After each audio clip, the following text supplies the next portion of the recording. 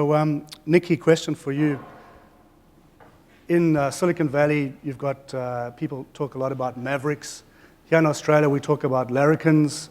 And what I would like to explore with you is, are you seeing a specific Australian or Sydney-based even mentality developing around that, or not? In or could Sydney, there be one? or Yeah. in the Valley? In Australia.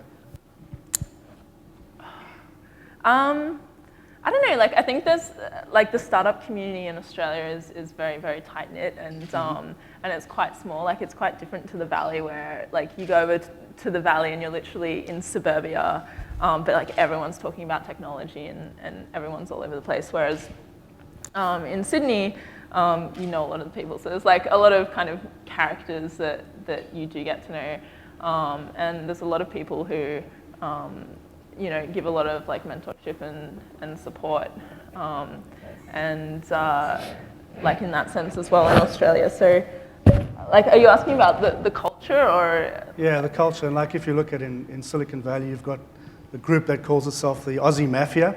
So when they're going around and talking to people in the US, do people open up to them because of their definitely. their way of dealing? There's so much happening like in Silicon Valley with the Aussies. So it is called the Aussie Mafia. So there's Startup House and Startup HQ, which are run by Badia Hausman, who's an Australian who sold a few companies and is in San Francisco. So we started up this huge co-working space.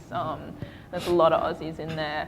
But pretty much like anytime you mention that you're Aussie, someone will be like, oh, I know such and such is Aussie, and it's all kind of this big like interconnected web. So I get a lot of people who are like coming over from Sydney and they're going to San Francisco, and they'll say, oh, can you introduce me to some people? And I always send them to Startup House because it's just full of Aussies, and then from there, like Aussies will connect them up with a whole lot of people. So it's like a really tight-knit culture there, definitely with Aussies.